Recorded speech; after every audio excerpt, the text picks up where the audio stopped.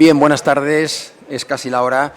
Bien, la mayoría de vosotros, salvo alguno, sois del doble grado de Relaciones de Derecho y Relaciones Internacionales, y como sabéis, en el marco de la evaluación continua, pues estaba prevista esta conferencia que ofrecemos a este grupo de la tarde. También lo hacemos a grupos de la mañana, tanto del grado de Derecho como del grado de Relaciones Internacionales. Y en este caso, bueno, pues creo que es pertinente esta mesa redonda sobre el conflicto de Ucrania y su impacto en la protección de las minorías en Europa Oriental, como sabéis, ¿no?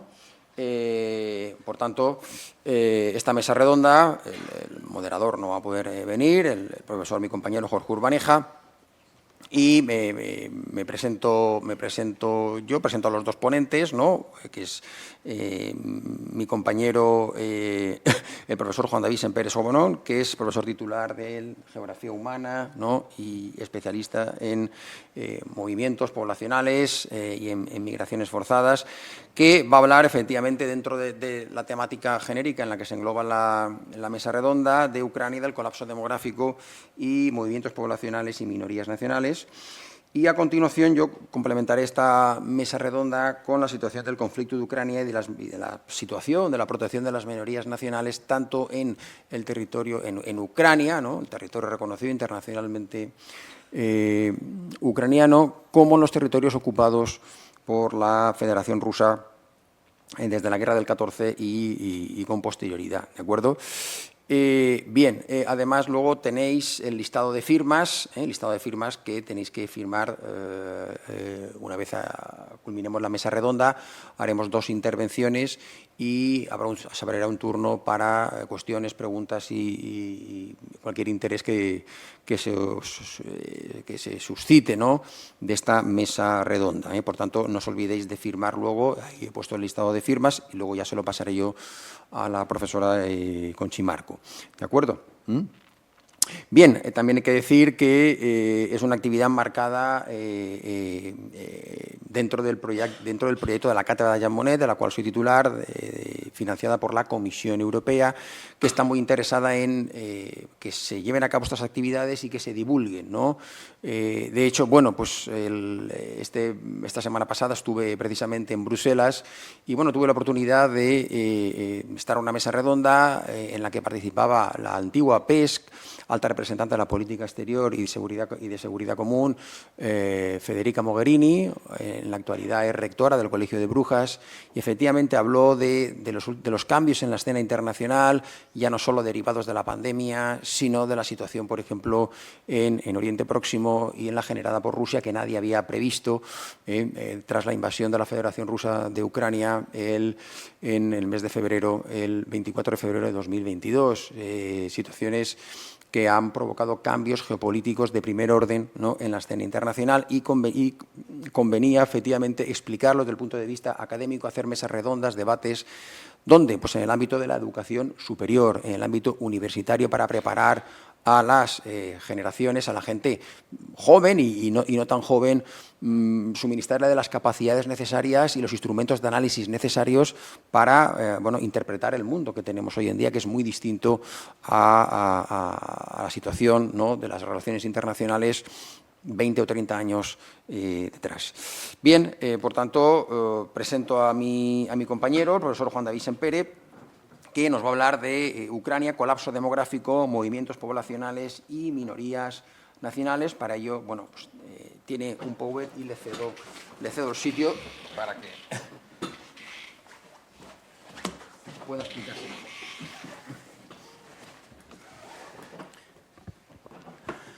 Bueno, pues buenas tardes a todos y a todas. Muchas gracias, Millán, por darme la oportunidad de estar aquí haciendo esta presentación y de centrarme sobre Ucrania. Es que la verdad es que Ucrania es un país fascinante desde un punto de vista migratorio y demográfico.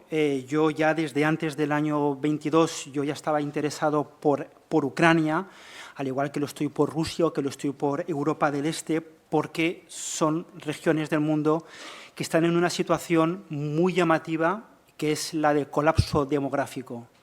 Son regiones del mundo, Europa del Este y especialmente Ucrania, y también Rusia en este caso, son regiones que se encuentran desde los años 60 con un descenso de la natalidad fortísimo, con un aumento de la mortalidad que al final tiene que llegar porque todos terminamos envejeciendo a nivel social y con un sistema migratorio que funciona al revés, es decir, que tienen más emigración, como seguramente sepáis, que inmigración, con lo cual los dos motores que componen la dinámica poblacional, que es el motor de la dinámica natural, nacimientos y mortalidad, y el motor de la migración, pues funcionan al revés. Y la prueba es que Ucrania está en una situación, sin llegar a la guerra, que yo no voy a hablar de la guerra, sin llegar al año 22, está en una situación realmente grave, ¿no? Y bueno, simplemente el otro día, cuando seguramente alguien viera la noticia, la pongo aquí simplemente porque esto fue el jueves pasado, creo que era el día 10 de octubre, y la noticia que me llegó en el periódico, bastante bien, Zelensky ultima la creación de un ministerio de unidad para salvar Ucrania del desastre demográfico. No tiene nada que ver con la guerra. La guerra ha empeorado la situación, pero las cosas venían desde hacía mucho tiempo. Yo cuando veo esta noticia pienso y me digo a mí mismo, los políticos tardan muchísimo en reaccionar. Es decir, si hay una cosa que yo aprendí en la primera clase que di de geografía de la población, que digamos es mi ámbito de máxima especialidad, no tanto la demografía, que es más estadística, pero en general la geografía de la población, es que las dinámicas poblacionales tienen muchísima inercia. Una gran locomotora que al principio cuesta muchísimo de poner en marcha o cuesta muchísimo de frenar, pero cuando se ha frenado cuesta muchísimo de volver a poner en marcha. Mucha inercia. Y solamente es ahora que en países como Ucrania, o que en países como Alemania, o que en países como España, desde hace unos 6, 7 años en el caso de España, o 10, empezamos a hablar que si el reto demográfico, que si el despoblamiento, que si... Son cosas que se vienen fraguando desde hace décadas. Y el caso de Ucrania, que no nos afecta a nosotros tan directamente porque no somos Ucrania, pero es realmente espectacular. Que estemos hablando países que están en una situación llamativa, ¿no? Pues Alemania, Rusia, Ucrania, España, con respecto a la desnatalidad, con respecto a lo que yo llamo la dicotomización del territorio, ¿no? Un territorio cada vez más partido en dos, entre un espacio rural más despoblado y luego un espacio urbano superpoblado, ¿no? Japón también es otro caso espectacular con el diferencial especial que tienen en Japón, que es un país que, como quizás sepáis, es un país que de momento no quiere mucha inmigración. Entonces, bueno, pues esto simplemente para comentar. Entonces, para volver un poco al hilo de mi introducción, es esto, ¿no? De alguna manera, Ucrania, o el territorio que actualmente ocupa Ucrania, es un territorio en el que yo me atrevería a decir que un territorio fundacional de algo, ¿no? Y bueno, es un territorio donde de alguna manera el poblamiento original de Europa, pasó por las regiones que están al norte, las grandes estepas que están al norte del Mar Negro y del Mar Caspio. Entonces, bueno, desde entonces tienen una historia poblacional realmente compleja.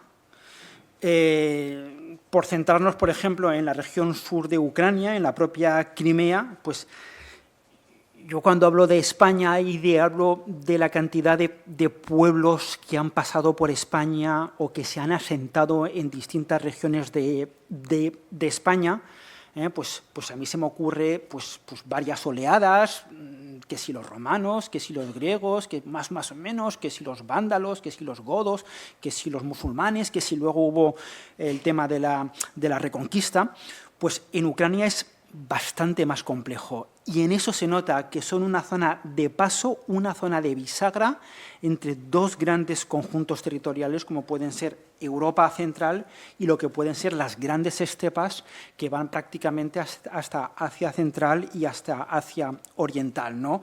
Yo simplemente por citar algunos de los pueblos que se han instalado en la región que actualmente es Ucrania, o que es el sur de Ucrania, pues desde los griegos, pueblos como los escitas, bastante famosos antes de los griegos, los romanos, varios colectivos turcos, los mongoles, los tártaros, luego los judíos, los armenios, son pueblos que se han instalado, sin hablar ya finalmente de los eslavos, ¿no? O sea, una historia francamente interesante, francamente compleja, sin llegar al siglo XX.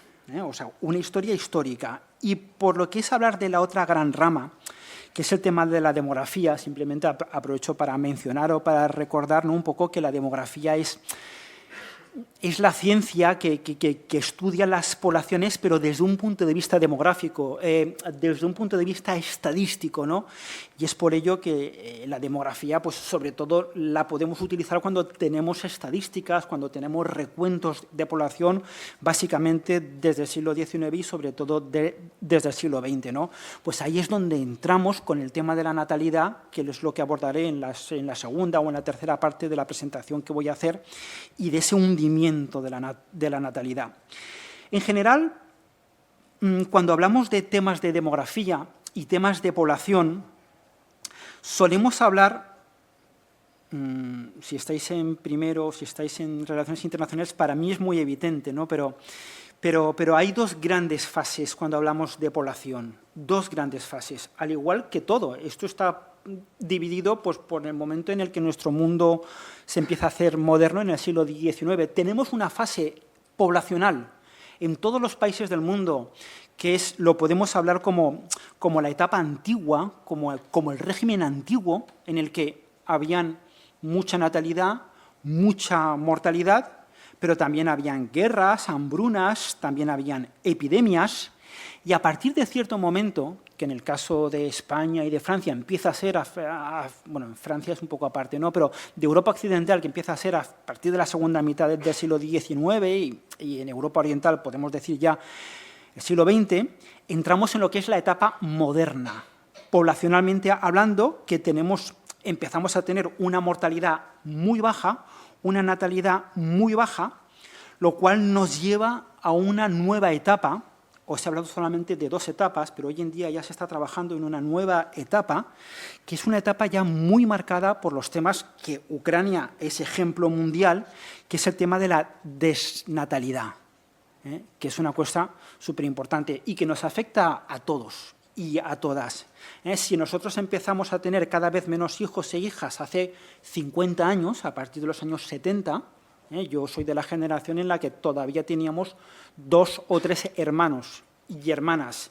Y hoy en día, pues como sabréis, la mayor parte pues tenemos un hermano, una hermana o prácticamente ninguno, ¿no? Pues claro, eso hace que a la larga, que pasan 40 o 50 años, la sociedad envejezca. No nosotros individualmente, pero la sociedad envejezca. Y cuando la sociedad envejece, que simplemente es la relación entre gente mayor y gente joven, hay un momento en el que la mortalidad empieza a aumentar, simplemente porque la sociedad está envejeciendo. Entonces, con esto llegamos a esa etapa más actual. He hablado de una etapa antigua, una etapa más moderna, digamos, la situación más actual en la que cada vez más países tienen una desnatalidad. La desnatalidad es una baja natalidad continua a lo largo de las décadas y que hay un momento en el que ya no puede remontarse, porque para tener hijos necesitamos tener, e hijas, necesitamos tener mujeres de cierta edad. A partir del momento en el que por el puro envejecimiento ese colectivo de mujeres entre 15 y 50 años va descendiendo, va siendo cada vez más difícil que podamos remontar con la natalidad. Es decir, cuando yo nací habían muchas mujeres entre 15 y 50 años, hoy en día ese colectivo se está empezando a reducir de una manera muy significativa. Bueno, voy a ir a los 3 apartados en los que brevemente quiero tratar. Primeramente, una especie de periodo histórico de la situación en Ucrania o en el territorio que actualmente ocupa Ucrania, con 2 comentarios. Una parte hablando de los orígenes. Como mencionaba un poco en la introducción, que es una idea que se me ha escapado y que la he apartado porque tocaba mencionarla aquí, Ucrania, o el territorio que actualmente ocupa Ucrania, es un espacio de alguna manera fundacional.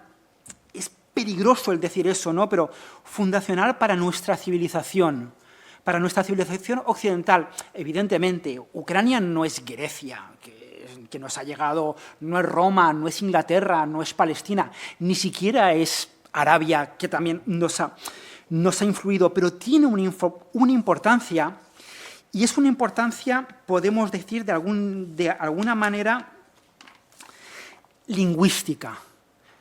Todas nuestras lenguas tienen una especie, son lenguas indoeuropeas. Hay algunas, como el árabe, que no lo es, que tiene otro camino, o como el finlandés, o como el turco.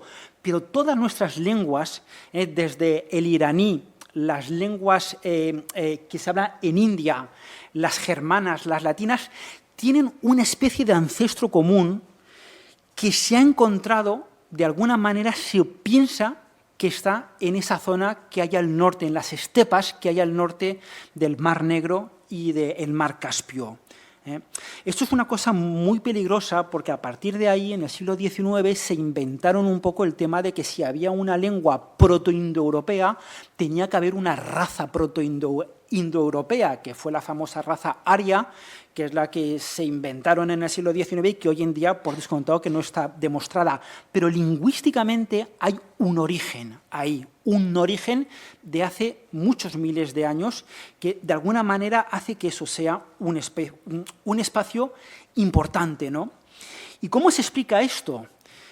Pues eso yo lo explico porque Ucrania, el territorio que actualmente es Ucrania, es una especie de paso natural que hay entre Asia y Europa. El Homo sapiens aparece en África hace 80.000 años, bueno, hace 200.000 años, pero sale de África hace 80.000 años aproximadamente, ocupa Australia, ocupa Asia, y cuando llega a Europa, llega por los dos pasos naturales que hay. Uno de ellos es Turquía, que con los dos estrechos de Dardanelos y del Bósforo, que son espacios, yo aprovecho para comentar, que simplemente son fáciles de controlar, porque hay que pasar siempre por ahí, y el otro son las grandes estepas que hay al norte del Mar Negro.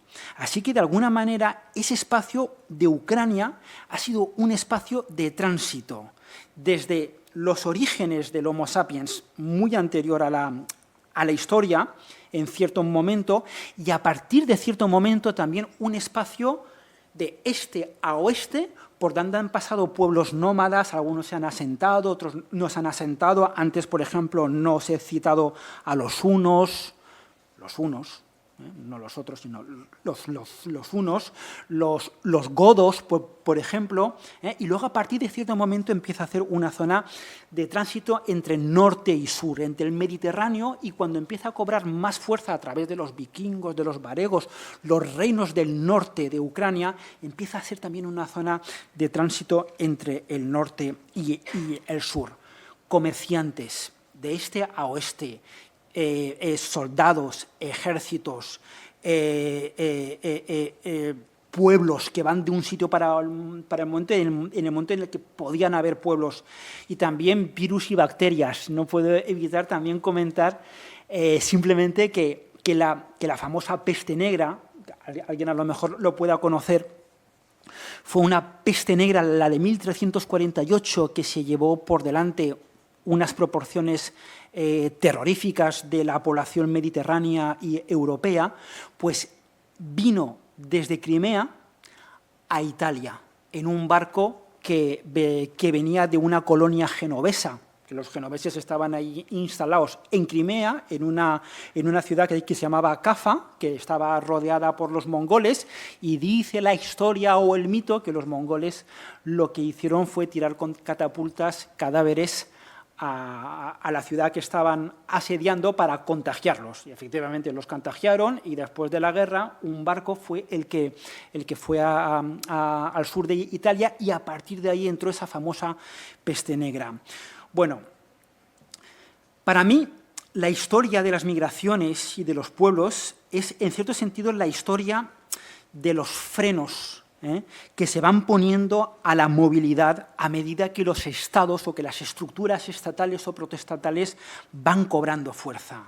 Entonces, aquí estamos en una época en la que todavía de imperios y de vaivenes, y hay un momento ciertamente importante para la historia de Ucrania. Me salto otros reinos que ha habido antes, el propio reino de Kiev, el más importante para la historia de Ucrania, pero hay un momento en lo que es ya en los últimos 500 años en el que Ucrania va siendo poco a poco anexionada. Había sido polaca, había sido un país, un reino independiente durante esa Edad Media, pero hay un momento en el que en el siglo XVII, en el siglo XVIII, va siendo objeto de un proceso de rusificación muy importante. Es decir, que el Imperio ruso en el siglo XVIII, muy a inicios del siglo XVIII, tiene zares muy importantes, Pedro el Grande, San Petersburgo, y luego a finales del siglo XIX tiene también una zarina que se llama Catalina la Grande, que le dio mucha fuerza al proceso de rusificación de Ucrania, que es de lo que sin duda hoy en día Putin hoy en día se nutre en su historia seguramente edulcorada, ¿no? El hecho es que esta Catalina fue la que fomentó de una manera muy activa la colonización rusa del sur de Ucrania, un proceso de rusificación, un proceso, por una parte, para controlar a la población ucrania, para controlar a un grupo muy importante que eran los cosacos, que tenían varias instituciones, y lo que hizo fue fomentar los procesos de rusificación por una parte y los procesos de modernización por otra parte, fomentando colonización y repoblación, metiendo colonos eslavos, y una cosa muy curiosa es trayendo colonos de Europa Central, griegos, serbios y, por ejemplo, sobre todo, alemanes. Aquí tengo una serie de gráficos que me he saltado, pero este último gráfico, que es el que podéis ver aquí, que es lo que es la famosa, es el gráfico que hay abajo a la derecha, el gráfico del mapa, que habla de una cosa que se llama el empuje del este germano.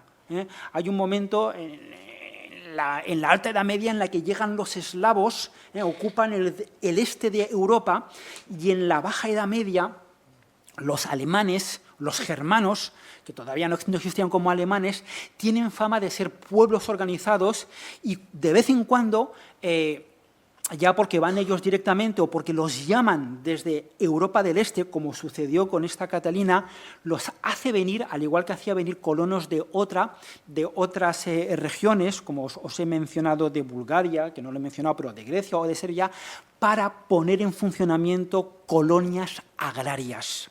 Eso aprovecho para comentarlo porque es el origen de las numerosísimas minorías germanas que hay en el este de Europa y que hay en Asia Occidental, que van prácticamente hacia Kazajistán.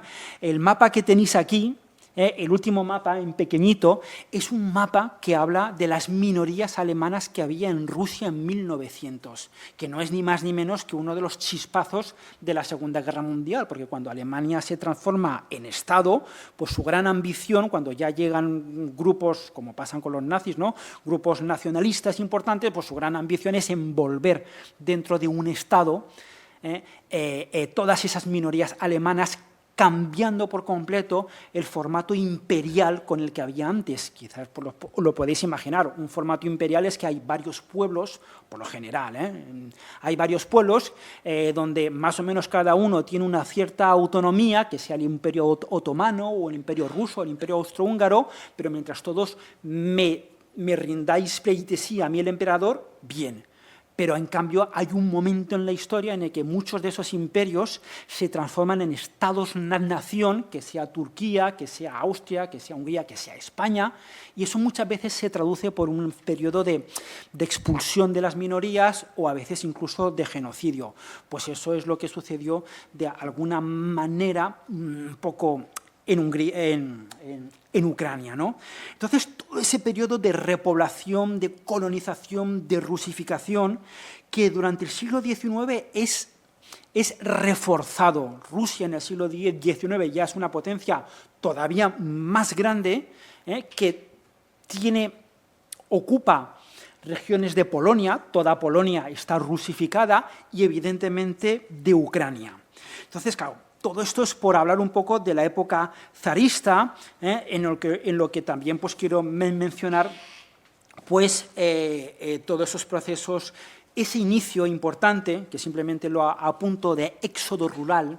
No es que Ucrania en el siglo X-XIX se beneficiara de muchos procesos de industrialización, pero tenía varias capitales importantes, como Kharkov o como precisamente Donetsk en el este de Ucrania, que son motores iniciales de la industrialización.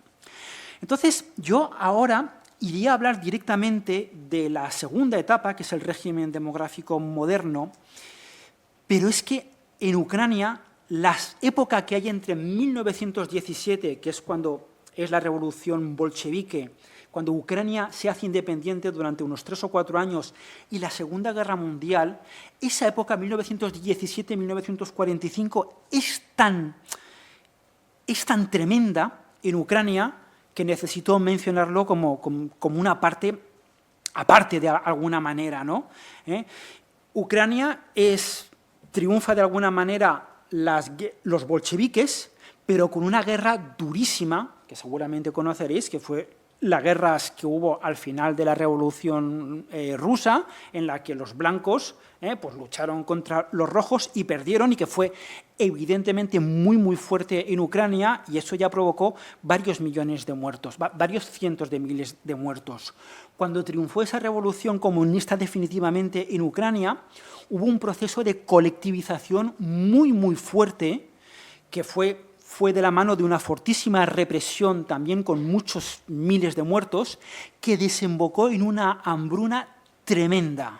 Que se llama el Holodomor, de 1928 a 1933, que no afectó solamente a Ucrania, afectó también al resto de lo que era el sur de la antigua Unión Soviética. Esa colectivización que lo que hizo fue desproveer completamente de productos alimentarios, y desembocó en una... y no se sabe cuánta gente murió. Entre 2 y 8 millones de personas. No ha sido posible hasta el momento hacer estudios, ¿no? Algo parecido a lo que sucede con China luego con aquel proceso de un gran paso adelante, ¿no? que fue que Mao intentó industrializar el país olvidándose por completo también de la agricultura, y desembocó en decenas de millones de muertos, ¿no? Entonces, bueno, pues esa gran hambruna puede llegar a verse tratada, según muchos autores, como un genocidio casi voluntario. Hay que pensar que en aquella época estaba Stalin, que es conocido por sus políticas directas, por decirlo, y lo mínimo que se habla es de una negligencia deliberada, ¿no? O sea, como una voluntad, ¿no? Siempre ha habido ese conflicto un poco, y quizás hubo un intento por parte de los soviéticos y de los rusos de debilitar Ucrania.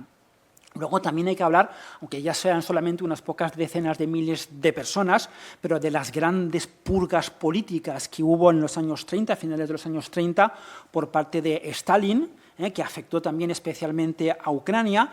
Y luego, como no, también hablar pues, de la Segunda Guerra Mundial. Ucrania fue brutalmente ocupada por los nazis, con numerosas masacres, con numerosas represalias, y con una parte muy importante del Holocausto, es decir, de la persecución sistemática. Los nazis estuvieron en Ucrania 3 años enteros, y persecución sistemática de los judíos, con algunas masacres de matar en una noche o en unos pocos días a 30.000 personas a las afueras de Kiev. También hubo muchísima gente que fue deportada por los nazis. Los nazis deportaban a gente de Alemania para ir a trabajar de Francia, de Italia no, pero de los países ocupados, para ir a trabajar en las fábricas, ¿no? Total, que llegamos a ese final de esta época tan convulsa en la que en Ucrania pues, nos encontramos simplemente con una devastación demográfica y económica, una drástica reducción de la población, deportación de pueblos enteros, y hasta ahora no os he mencionado un pueblo muy importante que había en Ucrania y que era muy mayoritario desde el siglo XV en Crimea, que son los tártaros. Como eran acusados de haber apoyado a los nazis, fueron ya en el siglo XIX, ya habían sido deportados, pero Stalin ya los deporta masivamente. Crimea se queda despoblada y es reocupada, repoblada con población rusa y población también ucraniana. O sea, hay un cambio brutal de población, al igual que lo habrá en Danzig, que actualmente es esa famosa ciudad que hay rusa, ¿cómo se llama? Bueno, ahora mismo no. Pero el hecho es que Ucrania se queda y hay un cambio completo. Entonces, con esto llegamos de alguna manera a la situación actual, ¿no? de la población. 1945, vuelvo a repetir, décadas muy convulsas, devastación demográfica, reducción de la población, guerras, hambrunas, holocausto, deportaciones, pero ya empezamos en una época un poquito más actual, con una historia demográfica un poco más sosegada. Es decir, que todavía hay mucha natalidad, pero al igual que sucede con todos los países del régimen comunista y con Rusia también, empiezan a descender su natalidad muy rápidamente y muy brutalmente en los años 60. Aquí tenemos en este gráfico que he hecho el descenso de la natalidad en Ucrania. Desde los años 60, el más clarito está España. España tiene una natalidad relativamente alta hasta los años 70, hasta finales de los años 70. Y luego baja muchísimo, pero Ucrania en los años 60 ya baja brutalmente su natalidad. Y luego tiene un bajón todavía más importante con la natalidad. Y a eso se mezcla la migración tan brutal que ha tenido Ucrania cuando abren las fronteras a partir de los años 90, con lo cual se encuentran con una situación, como os estoy mencionando, de mucha fragilidad demográfica. Ucrania, cuando la independencia, es un país con 50 millones de habitantes, y Ucrania en la actualidad, con la guerra, que no ha hecho más que empeorar evidentemente, tiene 36 millones de habitantes. Sin la guerra posiblemente tuviera 40. No deja de ser un tema puntual, que tendrá sus consecuencias, pero lo que para mí es el trabajo que tengo que hacer, ya que estoy hablando de demografía, lo que es realmente importante es el descenso tan importante de la natalidad, que si hace 60 años que se da, pues ya encontramos que hay una tasa de un hijo por mujer desde hace probablemente, o de menos de 2 hijos por mujer, desde hace probablemente casi 60 años. O sea que Ucrania de alguna manera no reabastece su sistema generacional desde hace prácticamente 60 años. Y eso, a la larga, como digo, termina afectando, porque al principio tenemos menos niños, no pasa nada, pero hay un momento en el que ya tenemos menos jóvenes para trabajar y hay un momento en el que ya tenemos menos adultos para tener hijos, y en concreto menos adultas. Y si escogiéramos el colectivo de las mujeres en edad de tener hijos en Ucrania, pues nos encontraríamos que es un colectivo que va descendiendo seguramente desde los años 90. En el caso de España, desde el año 2009. Cada vez hay menos mujeres, hay más mujeres que cumplen 50 años que mujeres que cumplen 15 años. Es decir, que es un colectivo que va disminuyendo y, como digo, demográficamente es un colectivo absolutamente clave para la natalidad. Nos prometen que vamos a poder tener hijos con máquinas, no hablo más de eso, pero esperemos que no, pero el colectivo de las mujeres es sumamente importante. Entonces, con esto, finalmente, tengo que simplemente puntualizar un proceso de urbanización relativamente masivo que ha tenido Ucrania durante los años 60, 70 y 80. Hay que saber que en la Unión Soviética la movilidad estaba muy controlada. Es decir, la gente no podía moverse de un sitio a otro. De hecho, si conocéis, en China, en la actualidad, la movilidad está prohibida. Los chinos deberían de vivir donde tienen el permiso de residencia. No entro en más temas en ese famoso hukou, pero en la Unión Soviética estaba. Pero aún así, en Rusia hubo, en Ucrania, en la Unión Soviética, en Ucrania de entonces, hubo un aumento muy significativo de lo que es el éxodo rural. Y con eso llegamos a un momento en el que, de alguna manera, la mortalidad va a tener que aumentar, porque si tenemos gente más mayor, pues de alguna manera, por mucho que alarguemos la esperanza de vida, y no podemos seguir alargándola eternamente, aunque nos prometan lo contrario, ni podemos, ni quizás sea aconsejable, pues la gente va envejeciendo y hay un momento en el que la gente va a empezar a morir. Y entonces tenemos una tasa de natalidad baja, porque no puede aumentar, porque tenemos relativamente pocas mujeres, y una tasa de mortalidad que está aumentando, con lo cual perdemos población, y si a eso le añadimos un aumento de la emigración, pues llegamos un poco a esa conclusión de colapso demográfico. Un último minuto, antes de una breve conclusión, para mostraros esta pirámide demográfica del año 23. Aquí se ve claramente la emigración y los efectos de la guerra, que es entre toda la gente que tiene entre 15 y 35 años, pero lo que llama la atención es, bueno, no sé qué hago aquí señalando con el dedo, si no lo veis, es ver la desproporción que hay entre mayores y jóvenes, y la desproporción que hay entre hombres y mujeres, una cosa en la que no he entrado, pero la sobremortalidad masculina en Ucrania es especialmente importante, y no solamente por la guerra, no solamente por la guerra, pero lo que me importa aquí es la desproporción entre hombres, entre mayores y jóvenes, porque el dinamismo demográfico de una sociedad, por no hablar del dinamismo económico, por no hablar del dinamismo de innovación y todo eso, está en los jóvenes, pero aquí estamos hablando solamente de demografía. Entonces, bueno, pues simplemente en conclusión, hemos hablado de deportaciones un poco, hemos hablado de hambrunas espantosas, de migraciones, de guerras, de exterminios. Entonces, bueno, pues con todo eso, si desde el año 2022 estamos hablando de desplazamientos de población, de rusificación del este de Ucrania, del secuestro de los menores que se los están llevando a Rusia en muchas partes, o de una mortalidad engendrada, pues de alguna manera un poco comentar que no deja de ser un poquito clásico, ¿no?, en la historia demográfica y poblacional de Ucrania. Muy bien, pues muchas gracias por la intervención. Gracias. Muchas gracias, Juan David, que efectivamente nos ha puesto de manifiesto cuáles han sido los retos demográficos hasta llegar al colapso, pasando por los problemas de deportaciones, movimientos poblacionales y la situación actual, ¿no?, con las minorías.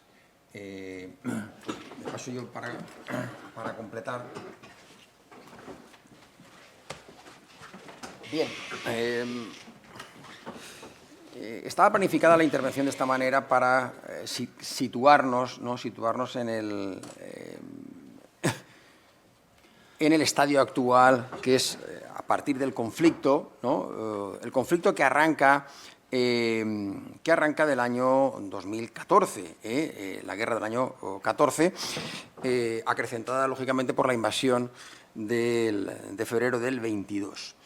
Pero previamente, bueno, yo voy a arrancar con la situación de las minorías que hay y de esa rusificación de Ucrania y de la situación de las minorías, tanto en lo que es Ucrania reconocida internacionalmente como en los territorios ocupados por Rusia, ¿no? Pero también ha provocado esta desmembración del Imperio Austrohúngaro y la creación de identidades nacionales en la Primera Guerra Mundial, a partir de la Primera Guerra Mundial y la Segunda, también ocasionó problemas, primero, entre Ucrania con sus vecinos, ¿no?, con sus vecinos Rumanía y Hungría. Y también problemas que ya se han mencionado con otros pueblos dentro de Rusia y dentro del territorio ocupado por Rusia, de la península de Crimea, incluso dentro de la Federación Rusa. Bien, en cuanto a las minorías nacionales, en Ucrania, ¿no? Pues, bueno, el fin de la Segunda Guerra Mundial, digamos, dejó muchos pueblos de Europa del Este pues, embutidos en naciones con culturas muy distintas, ¿no? Las dictaduras comunistas pues, lograron acallar durante décadas ese crisol de culturas, si bien pues, las nuevas autoridades que surgieron después de la caída del muro pues, expresaron durante años su preocupación, ¿no? Por el trato que recibían sus conciudadanos en países vecinos. En los últimos años pues, esa inquietud pues, se ha reforzado tras la agresión rusa en Ucrania, país que considera la lengua y la cultura rusa como uno de los instrumentos que utiliza Rusia para su expansión geopolítica, junto con la proyección de sus minorías, el apoyo militar, el apoyo a través de recursos naturales como el gas y el petróleo.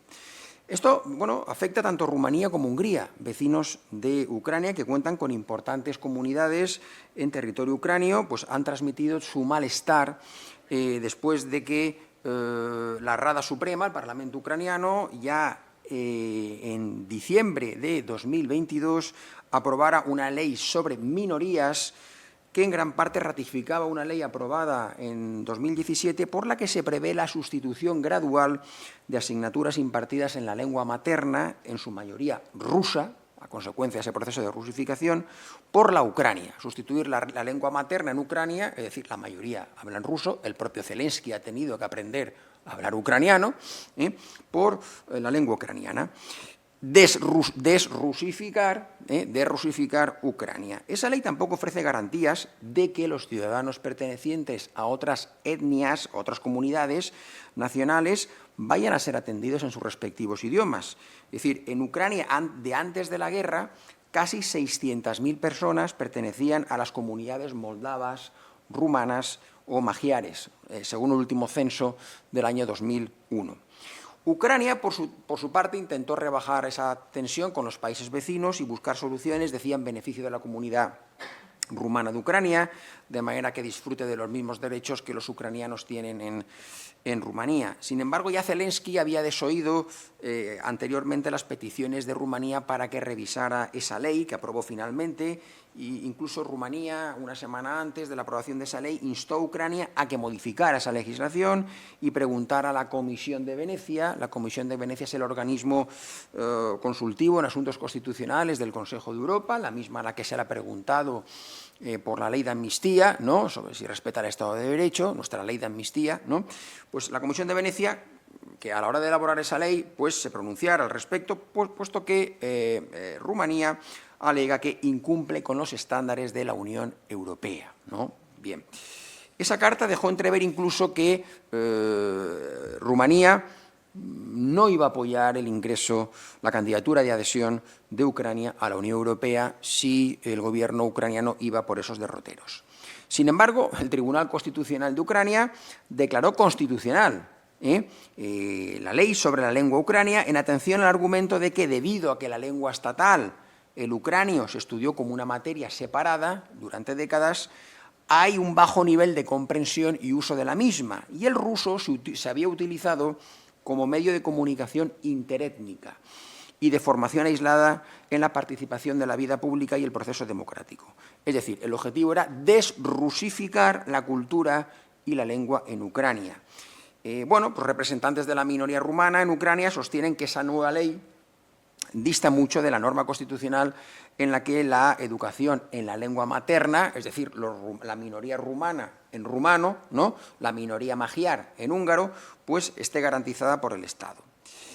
De acuerdo al censo oficial realizado por Ucrania, existen unos 150.000 ciudadanos ucranios que se declaran de etnia rumana, mientras que unos 260.000 se identifican como moldavos. Bien. Para unirlos y que se conviertan en la tercera comunidad del país, después de la Ucrania y de la rusa, Rumanía había pedido que se considere a los moldavos como rumanos, ya que la lengua y la identidad moldavas pues, constituyen una creación de la Unión Soviética para debilitar la identidad rumana en los territorios que les arrebató tras el pacto Ribbentrop-Molotov y que firmaron la Alemania nazi y la Unión Soviética. Pero también tiene problemas con Hungría. Hungría subió el tono todavía más al acusar a Ucrania de acoso y privación de derechos de la minoría húngara en la ciudad de Mukachevo, situada en la región de Transcarpatia, al sudoeste del país. Según Hungría, los funcionarios, los funcionarios locales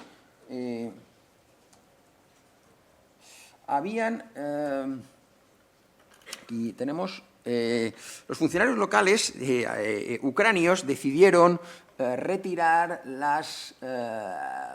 todas las estatuas de esa ciudad ucraniana, pero con mayoría húngara, del pájaro turul, considerado un símbolo húngaro en esa ciudad de Mukachevo, ¿no? Bien, que es un símbolo nacional de Hungría, ¿no? En esa población mayoritariamente húngara, pues los funcionarios ucranios, siguiendo órdenes presidenciales, habían tratado de eliminar cualquier símbolo que supusiera una identidad húngara. El ministro de Asuntos Exteriores húngaro acusó a Ucrania de tomar decisiones que socavan los derechos de la comunidad húngara, que es una minoría nacional, como hemos dicho, numerosa, unos 260.000 húngaros, y subrayó también que esto complicaría el apoyo de Hungría a Ucrania en el conflicto, como así ha sido. De hecho, los ciudadanos ucranios o residentes en Ucrania que huyeron el éxodo masivo a partir del año 2022, hay unos 7 o 8 millones que están en otros Estados miembros de la Unión Europea, entre ellos España e Italia, cogen a una comunidad ucrania importante. La mayoría, pese a ser vecinos de Hungría, no se han quedado en Hungría. No se han quedado en Hungría por algo, porque hay una especie de una animadversión importante en las dos direcciones, ¿no? Según Hungría, pues es inadmisible, decía, que los directores de escuelas y profesores de nacionalidad húngara hubieran sido despedidos sin ninguna justificación y que las instituciones se vieran obligadas a eliminar todos los símbolos que supusieran la pertenencia a la minoría húngara. Obviamente, esto pone de relieve la actitud de Víktor Orbán de boicotear cualquier proceso de adhesión de Ucrania a la Unión Europea y bueno, pues lógicamente Hungría no aplica ningún tipo de sanción a la Federación Rusa. Incluso trata de que se excluya del listado de personas sancionadas por Rusia y de activos financieros que están congelados, ¿no?, en territorio de la Unión Europea, de Hungría. Pues Hungría trata de sacar de ese listado pues a patriarcas ortodoxos, a amigos de Putin, en fin. Por tanto, Hungría funciona como un quinta columnista de Rusia en la Unión Europea. Por supuesto, Hungría también está utilizando símbolos previos incluso al Tratado de Trianón, firmado en 1920 entre los aliados y el Reino de Hungría, en el que se dibuja un nuevo mapa de Europa tras la desaparición del Imperio Austrohúngaro y trata de recuperar la nación húngara. Incluso, bueno, en reformas educativas recientes efectuadas por el partido de Orbán, pues la región rumana de Transilvania se denomina como la casa de los húngaros. Yo estuve allí en el año 2018 y en la ciudad de Debrecen, en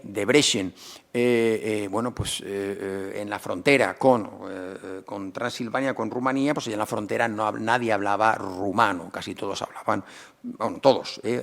hablaban húngaro y todos los carteles estaban en húngaro, que son territorio de Rumanía. Bien, por tanto, la situación en Ucrania tampoco es favorable para esas minorías nacionales húngara y rumana. La situación de las minorías étnicas en Rusia y en los territorios ocupados por el ejército ruso. Bueno, aquí ha ocurrido que, en primer lugar, el reclutamiento y el descenso de la natalidad, efectivamente, vamos a ver.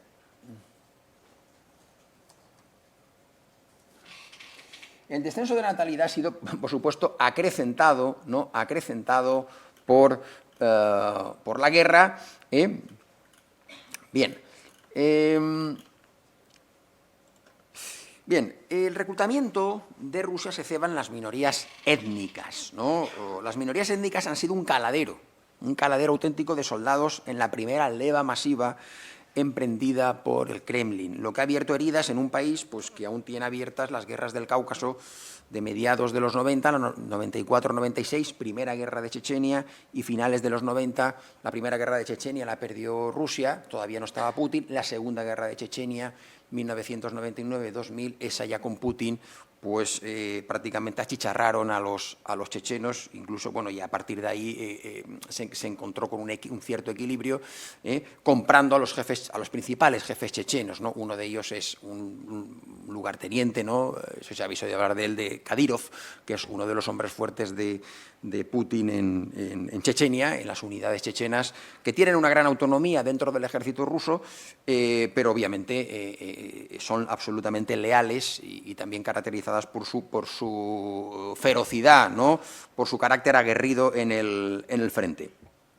Bien, según el último censo de 2010, que incluye a las etnias en la Federación Rusa, las minorías en Rusia representan en torno al 20% de sus 144 millones de habitantes. Rusia no tiene ese problema demográfico tan acrecentado, o por lo menos tiene mucha más gente, ¿no? 144 millones más o menos. El 20% minorías étnicas. ¿Qué ha ocurrido? Pues que tras décadas de racismo institucional, dejando la época estalinista, la época soviética y discriminación, tártaros, buratos, tubanos y otras comunidades no eslavas han visto cómo sus comunidades soportan un peso desproporcionado para surtir de soldados a la guerra en Ucrania. Suelen ser musulmanes de regiones de Osetia del Norte, de Dagestán, o tibetanos de Buriatia, de esta región, fijaros la amplitud del territorio de la Federación Rusa ya cercana con Mongolia, o de la República de Tuva, Buriatia y la República de Tuva en la frontera con Mongolia. Obviamente no hay manifestaciones masivas, no solo por que el Kremlin pueda llevar a cabo la represión o el control, sino porque el alistamiento masivo de soldados no procede de San Petersburgo ni de Moscú, procede de las regiones caucásicas. Además, bueno, se paga, ¿no? El muerto, ¿no? Se paga bien el muerto caído en combate y en torno a al cambio unos 50.000 euros por muerto, que eso a una familia de esas regiones caucásicas pues la apaña, por así decirlo, ¿no? Durante años, y lo está pagando, ¿no? Bien. Bueno, pues el alistamiento procede de minorías étnicas de esas regiones muy caucásicas. Por ejemplo, la etnia de los buriatos, que tuvo una presencia destacada en la guerra del Donbass del 14 y del 15, cuando Rusia envió las tropas en secreto para consolidar el movimiento separatista prorruso en las provincias de Donetsk, a la que ha hecho referencia el profesor, y Lugansk, ¿no? Los famosos hombres verdes, ¿no? Que venían de Rusia, pero no tenían distintivos rusos. Se sabía que venían de Rusia y hablaban ruso, pero ni los blindados tenían matrícula rusa, ni tenían distintivos que los identificaran con el ejército ruso, pero se sabía que formaban parte de la estructura rusa, ¿no? Bien, fue una operación muy civilina para no atribuir esa responsabilidad internacional a la Federación Rusa. Simplemente el Kremlin dijo que habían aparecido unos señores que hablaban ruso en apoyo de los separatistas prorrusos, que habían sido décadas antes ya objeto de una rusificación en los territorios del este de Ucrania, donde está, digamos, el meollo del conflicto.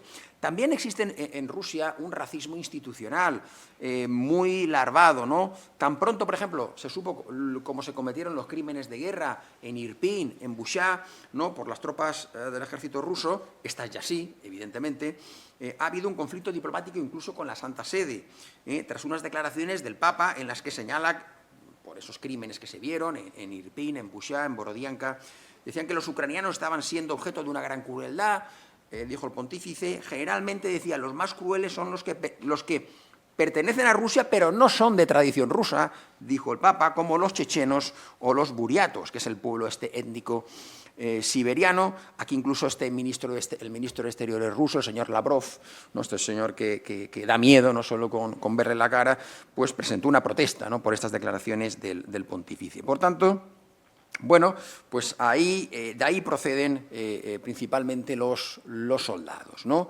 Desde la República Rusa de Buriatia hay datos que revelan que la movilización de esa zona del este pues, se nutre prácticamente, este es el último censo oficial del año 2010 en Buriatia, ¿no? Fijaros que el grupo de los buriatos es el 30% en esa región caucásica, de los rusos es el 66%, pero prácticamente este 30% está nutriendo de soldados al frente ruso, ¿no? No eslavos rusos, tártaros, también hay un porcentaje muy reducido, ucranios, pero es este grupo, los buriatos, los pinta asiática, principalmente casi mongoles, pues son los que están luchando en el frente. Esa es la realidad. Incluso, bueno, pues tengo datos del centro de una universidad norteamericana, en Notre Dame, en Illinois, el Centro de Investigación Computacional de Notre Dame, que contabiliza los movilizados y cuenta los soldados muertos por su origen étnico, pues habían identificado, y hace un año y medio, 4.000 fallecidos y los habían clasificado por etnia y religión, y en opinión de este centro de investigación de Notre Dame, las minorías étnicas son enviadas a morir al frente, en este caso por desprecio, por discriminación, ya no por hacer una purga al estilo de Stalin, ¿no? Sino, digamos, por ese desprecio institucional hacia esas minorías. La tártara, que supone el 3,8%, y la Ucrania, un 2%, son las minorías étnicas más numerosas también en los territorios ocupados por Rusia. El caso tártaro, ¿no? El caso tártaro merece también un capítulo aparte. Los tártaros de Crimea, se ha hecho referencia, pues también se enfrentan, como los buriatos, a una represión y discriminación rusa durante años, durante décadas, desde el Holodomor, ¿no? Esa represión absoluta de los tártaros, que Rusia se anexionó ilegalmente, bueno, aunque parece que Crimea ya, dentro de estas negociaciones, es el Donbass, Lugansk, Donetsk y Crimea y Mariupol, pues parecen ya irreversiblemente rusas. Es decir, dentro de las negociaciones que se puedan elaborar, que se puedan entablar entre Rusia y Ucrania, a partir del 5 de noviembre de las elecciones de Estados Unidos, lo veremos, especialmente si gana un candidato, si gana el ticket Trump-Vance, en fin, seguramente pues, tendrán que emprender negociaciones y supondrán pues, concesiones dolorosísimas territoriales para Ucrania, entre las que obviamente pues, está el territorio de Crimea, ¿no? Ucrania aún así está movilizando todo lo que puede desde el punto de vista internacional, ¿no? Para, digamos, manifestar, ¿no? La situación de discriminación racial de las etnias en los territorios rusos ocupados, digo, principalmente Crimea y el Donbass. ¿Qué ocurrió? Bueno, dentro de esa ofensiva diplomática, ya en 2017, en el 17, antes de la guerra del 22, pero esto arranca del año 14, presentó una solicitud a la Corte Internacional de Justicia contra la Federación Rusa por presuntas violaciones del Convenio Internacional para la Represión de la Financiación del Terrorismo y del Convenio Internacional. La Corte Internacional de Justicia es el órgano judicial principal de Naciones Unidas. Aquí tenéis el Palacio de Paz de La Haya, su página web. Vemos aquí los casos contenciosos, ya lo veréis más adelante.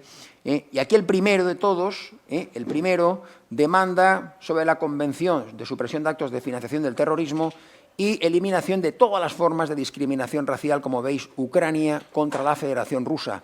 Demanda del año 17 y la sentencia es de 31 de enero de este año, ¿no? Del 2024. Bien. ¿Y qué ha dicho la Corte? Pues ha dicho, básicamente, aquí tenéis la sentencia de enero del 24, que, bueno, aquí que se sustanciaba, qué es lo que quería Ucrania, se sustanciaba, entre otras cuestiones, la discriminación de la minoría tártara, en la península de Crimea, tras su ocupación por Rusia en el año 14. Con respecto a la Convención sobre la Discriminación Racial,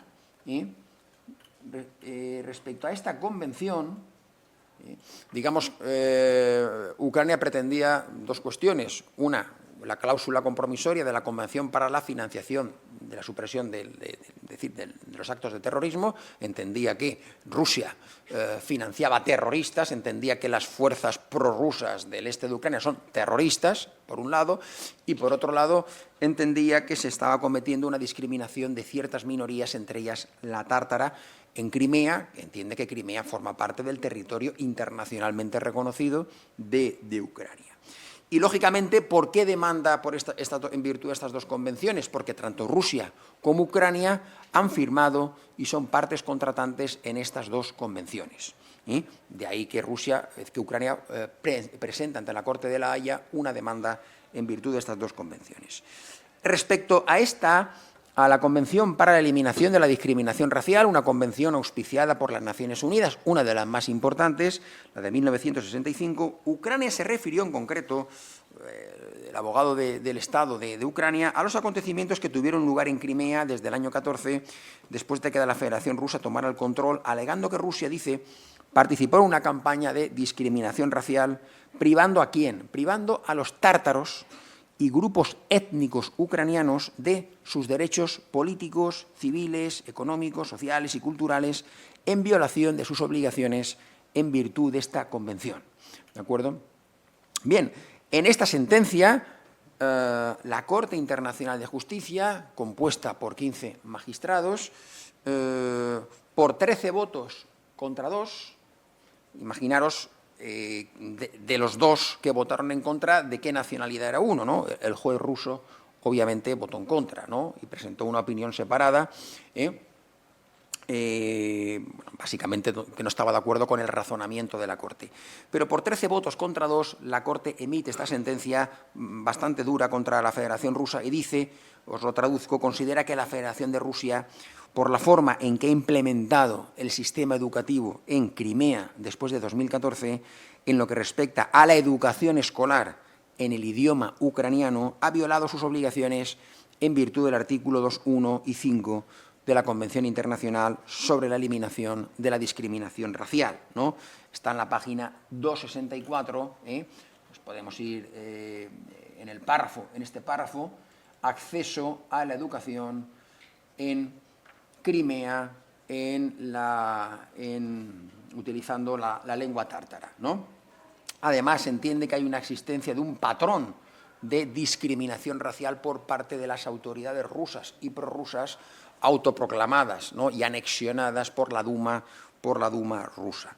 Por tanto, bueno, esa convención se aplica y adopta una serie de medidas que la Federación Rusa debería implementar.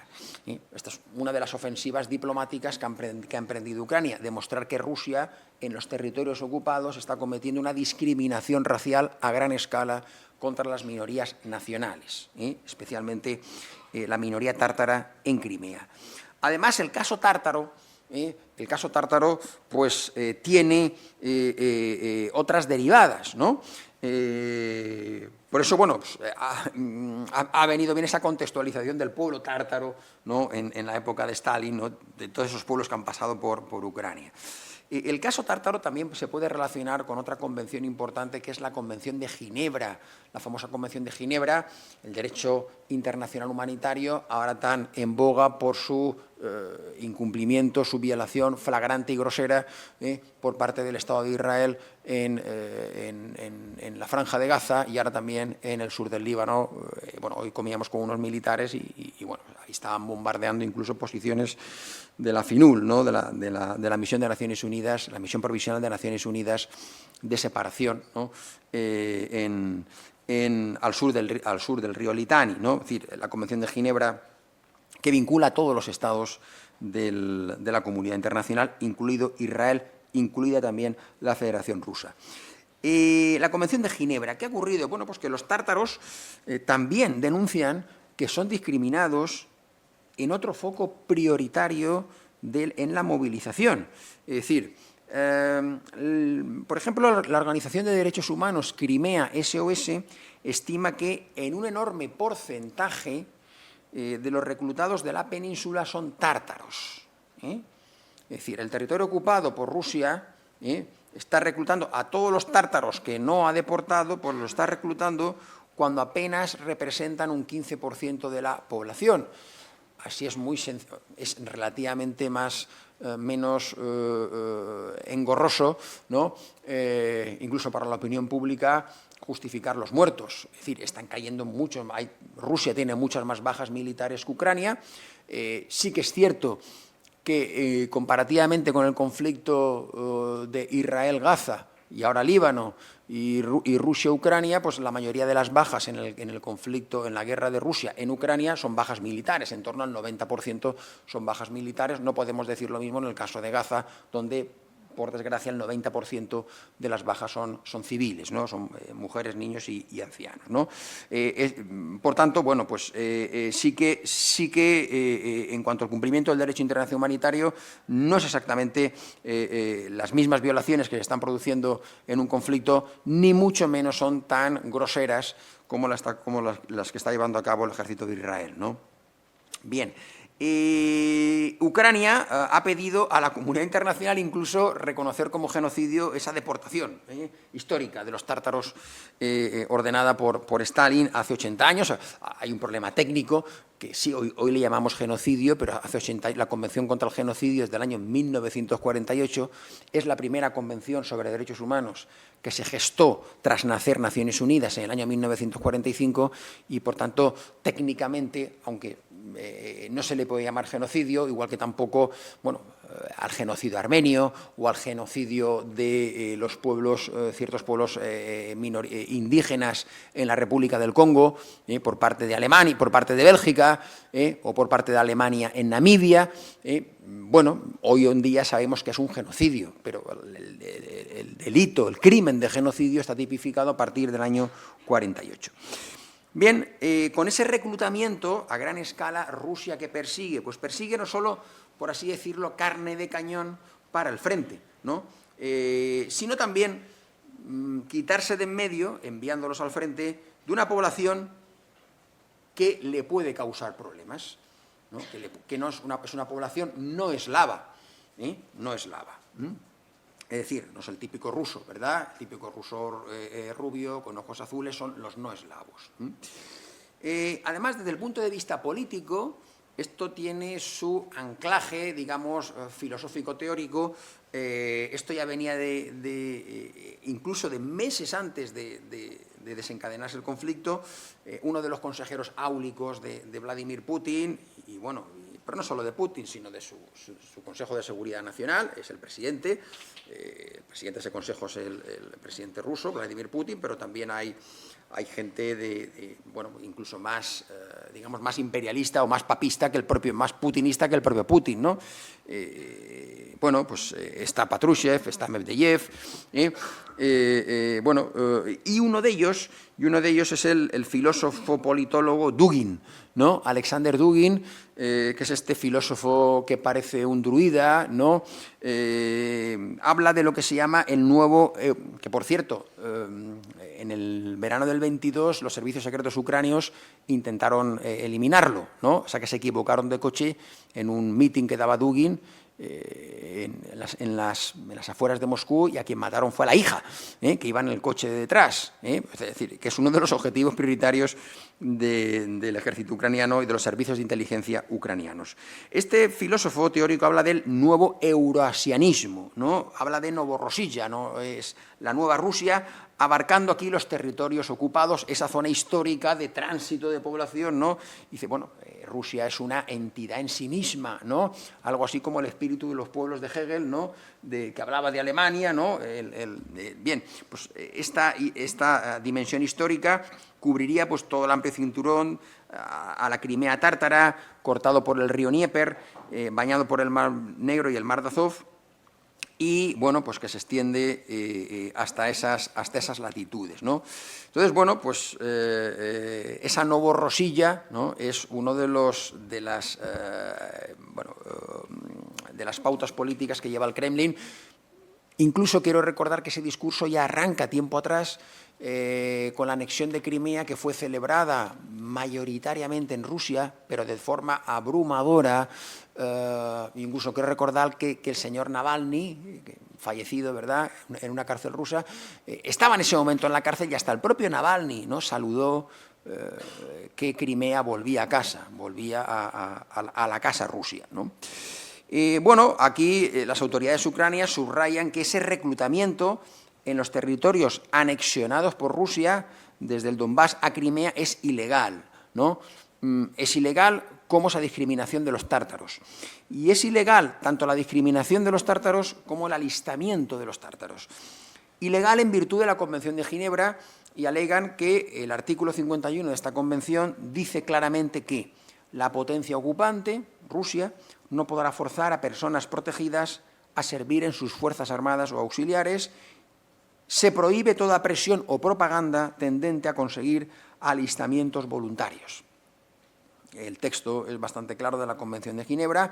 Todavía no ha presentado una demanda porque, lógicamente, la Convención de Ginebra no prevé la posibilidad de acudir a un tribunal internacional como la Corte Internacional de Justicia, ¿no? En este caso ya sí que hay una sentencia condenando a Rusia por discriminación de los tártaros. Quizás si algún organismo internacional, al margen de los comités, ¿no?, Comité Internacional de la Cruz Roja y cualquier comité, pues pudiera pronunciarse respecto a la situación del alistamiento masivo de los tártaros entre las fuerzas de combate rusas, ¿no? ¿Qué ha ocurrido con la Unión Europea? Bueno, pues ha ocurrido lo siguiente. La Unión Europea, en todo esto, sabemos que la Unión Europea apoya a Ucrania, apoya a Zelensky, desde el punto de vista político, diplomático, económico, ¿no?, con acuerdo de asociación y además con la entrega de armas. Pero la Unión Europea no ha mostrado su solidaridad con esas minorías étnicas, desde luego con las minorías étnicas rusas, ni mucho menos. En cambio, por ejemplo, países como Mongolia sí que han comenzado a expedir permisos de residencia para todos los rusos étnicos que huyen de la guerra, buriatos, tubanos de la República de Tuva, también cercana a Mongolia. Es decir, se está mostrando más solidaria Mongolia con estos rusos que huyen de la guerra, con estas deserciones, porque obviamente van a ser carne de cañón, que la propia Unión Europea, ¿no? Bien. Además de la Corte Internacional de Justicia que se ha pronunciado, hay otra sentencia del Tribunal Europeo de Derechos Humanos, ¿no? El Tribunal Europeo de Derechos Humanos también se ha pronunciado al respecto. Voy a sacar.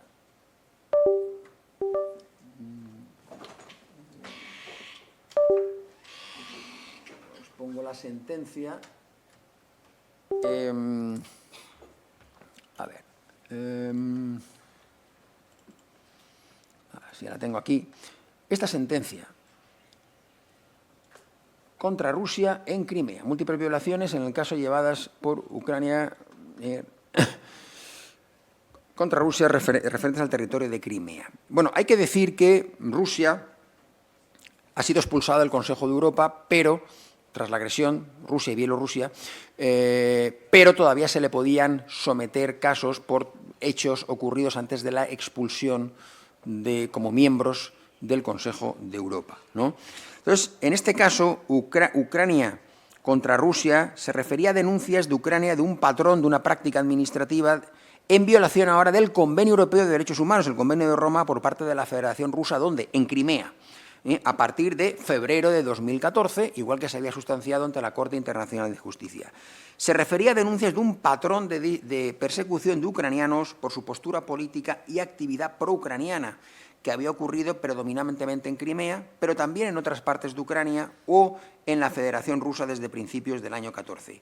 ¿Qué decía básicamente? Bueno, pues el gobierno ucraniano alegó que esas violaciones de los derechos humanos conforme a otra convención, Convenio Europeo de Derechos Humanos, habían sido parte de una campaña de represión que cumplía patrones como desapariciones, malos tratos, imposibilidad de renunciar a la ciudadanía rusa, supresión de los medios de comunicación ucranianos y del idioma ucraniano en las escuelas, prisión preventiva, procesamiento y condena de cargos sin un juicio justo y traslados de Crimea a prisiones en Rusia, ese traslado forzoso que también se ha hecho referencia en el caso de los niños y traslados a prisiones rusas. ¿Qué dijo el gobierno ruso? El gobierno ruso decía, o bien impugnó las acusaciones de un patrón de violaciones que, según Rusia, eran vagas y carentes de fundamento o poco o nada creíbles. ¿Por qué? Pues porque entendía que esas reclamaciones no tenían un recorrido en la medida que Rusia había implantado su sistema judicial en Crimea. En lo que respecta a esas reclamaciones sobre el sistema judicial en Crimea de juicios sin un proceso justo, detenciones arbitrarias, sumarísimas, malos tratos en las prisiones, traslado a prisiones de la Federación Rusa de presos en Ucrania, pues se refirieron a esas leyes e instrumentos pertinentes sobre cuya base pues, había admitido que Crimea era una cuestión de derecho ruso como entidad ya constituyente de la Federación Rusa. Decía que, en virtud del Tratado de Adhesión de marzo de 2014, cuando la República de Crimea y la ciudad de Sebastopol pasaron a ser parte de Rusia. Entonces, Rusia entendía que las leyes federales, la Constitución, la legislación y las disposiciones legales pertinentes eran las propias de la Federación Rusa. Por tanto, para Rusia, en su alegato, todas las medidas adoptadas eran parte integral del sistema jurídico de Rusia y, por tanto, Rusia estaba en pleno cumplimiento del convenio europeo, ¿no? Además, la defensa rusa se la llevaron algunos profesores, algunos buenos profesores italianos que había contado Rusia, ¿no?, para su defensa jurídica ante el convenio europeo, ante el Tribunal Europeo de Derechos Humanos, el Tribunal de Estrasburgo, ¿no? Decía que en lo que respecta incluso al sistema de renuncia voluntaria a la ciudadanía rusa, afirmaron que existía un procedimiento claro y razonable para hacerlo. Incluso presentaron que se podía renunciar sin ningún problema a la ciudadanía rusa. Es decir, que aquellas personas que estaban en Crimea, tártaros o de otras minorías, podían renunciar si quisieran, o sea, si voluntariamente querían, a la ciudadanía rusa. Bien, esa fue la defensa rusa de los argumentos. Sin embargo, en esta sentencia, una sentencia bonita, una sentencia bonita que se puede incluso imbricar con otros pronunciamientos, digo bonita por ejemplo para hacer un TFG, ¿no?, sobre la sentencia. La gran sala del Tribunal Europeo de Derechos Humanos, es decir, otro tribunal, además de la Corte Internacional de Justicia, establece por unanimidad, entre otras cuestiones, que se violan varios derechos: derecho a la vida, prohibición de tratos inhumanos o degradantes, derecho a la libertad y seguridad, derecho a un proceso justo, libertad de reunión y el artículo 14 del Convenio Europeo de Derechos Humanos. El artículo 14 habla de la prohibición de discriminación. En concreto, por lo que se refiere al artículo 14, prohibición de la discriminación, el tribunal consideró que varios informes de ONGs contenían información coherente de que los tártaros de Crimea habían sido particularmente atacados, especialmente aquellos con vínculos con el denominado Mejils, es decir, el alto órgano representativo y ejecutivo del pueblo tártaro de Crimea. Y hacían referencia a actos de intimidación, presión, ataques físicos, advertencias, ¿no?, y otro tipo de prácticas, incluidas registros domiciliarios, prohibiciones, etcétera. Bien, esas prácticas fueron corroboradas por las autoridades judiciales ucranianas. En definitiva, las ONGs informaron al tribunal que el resultado había sido que entre 15.000 y 30.000 tártaros de Crimea habían huido de la península de Crimea. Y el gobierno ruso, según el tribunal, no había proporcionado ninguna razón por la que esas pruebas no pudieran corroborar las acusaciones del gobierno ucraniano. Ni tampoco habían proporcionado ninguna justificación objetiva o razonable, que son términos que utiliza mucho el tribunal, justificación objetiva o razonable para tratar a los tártaros de Crimea de manera diferente. Por último, pues el tribunal sostuvo que Rusia debía adoptar medidas y debe adoptar medidas porque, aunque se la ha expulsado del Consejo de Europa, sigue vinculada por estas sentencias por hechos acaecidos antes de su expulsión en marzo de 2022. Rusia debe adoptar medidas para garantizar, dice el tribunal, lo antes posible el retorno seguro de los prisioneros transferidos desde Crimea a centros penitenciarios ubicados en el territorio de la Federación Rusa, ¿no? Por tanto, ya tenemos 2 sentencias de 2 tribunales distintos, la Corte Internacional de Justicia, por lo que se refiere a la discriminación de los tártaros de Crimea, violación de la Convención para la Eliminación de la Discriminación Racial, por un lado. Por otro lado, tenemos la sentencia reciente del Tribunal Europeo de Derechos Humanos, que también habla de la violación de derechos, en fin, reconocidos en el Convenio Europeo, y entre ellos la prohibición de discriminación. 2 tribunales que han condenado a la Federación Rusa. Bien, a grandes rasgos es lo que quería señalar. También se han producido situaciones graves, ya no con las minorías étnicas, aunque sí que afectan a una parte de las minorías étnicas, especialmente ese desplazamiento forzoso de poblaciones hacia territorio ruso, infringiendo la prohibición de desplazamientos forzosos de civiles hacia el territorio de la potencia ocupante, que además puede ser un crimen de lesa humanidad. Aquí sí que hay una orden de la Corte Penal Internacional. La Corte Penal Internacional hay 2 cortes en La Haya, ¿no? Tribunal Internacional de Justicia, ¿no?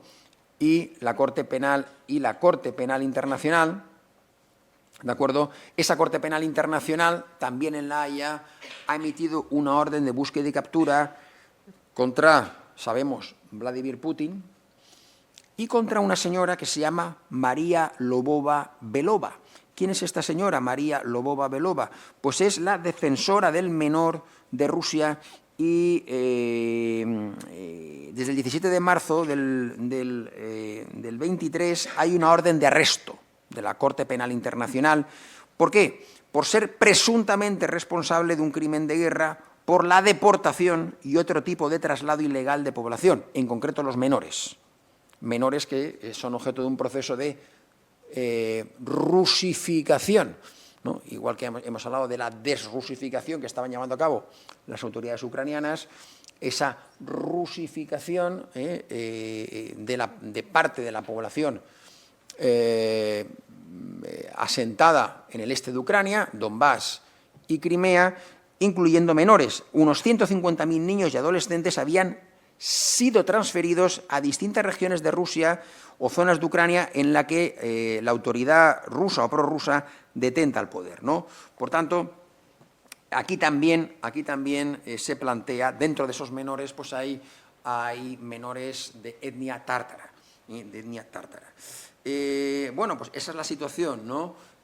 Que ahora mismo tenemos en cuanto a la protección de las minorías, tanto en Ucrania. Hemos hablado del problema rumano, la minoría rumana, la minoría húngara en Ucrania, situación problemática también, a efectos de que Ucrania pueda entrar a la Unión Europea y que cumpla los estándares de la Unión Europea, y también de las minorías en los territorios, en la propia Federación Rusa, minorías que sirven para ese alistamiento y minorías en los territorios ocupados, principalmente la tártara, que afecta no solo a los mayores, sino a los menores que han sido deportados a zonas de la Federación Rusa o a territorios ucranianos controlados por las autoridades prorrusas. Es por eso por lo que se persigue, es decir, no por crímenes de guerra, no por el acto de agresión. La orden de búsqueda y captura de la Corte Penal Internacional contra Vladimir Putin y contra esta señora, María Lvova-Belova, es por eso, es por la deportación de menores a zonas de Rusia, que lógicamente está catalogado como crimen de guerra, la deportación y traslado ilegal de la población. Bien, ahí por tanto tenemos 2 sentencias y una orden de búsqueda y de captura por la situación de las minorías en Ucrania y en los territorios ocupados por la Federación Rusa. Muy bien, era lo que quería presentaros, ¿no? Complementando la intervención previa. Y con ello, bueno, ponemos fin a estas 2 intervenciones y abrimos, si queréis, un turno de preguntas, de dudas o cuestiones que os hayan surgido. Si queréis preguntar algo, pues lo podéis hacer antes de firmar en el listado. Abro turno de preguntas, alguna cuestión o alguna duda que tengáis al respecto. ¿Está todo claro? ¿Sí? ¿Seguro? ¿No? Interpreto que sí, ¿no? Interpreto que sí. Interpreto que, bueno, se han aclarado todo o gran parte, ¿no?, de los aspectos, se ha arrojado luz a gran parte de los aspectos que encierran, ¿no?, el conflicto de Ucrania. Nada más.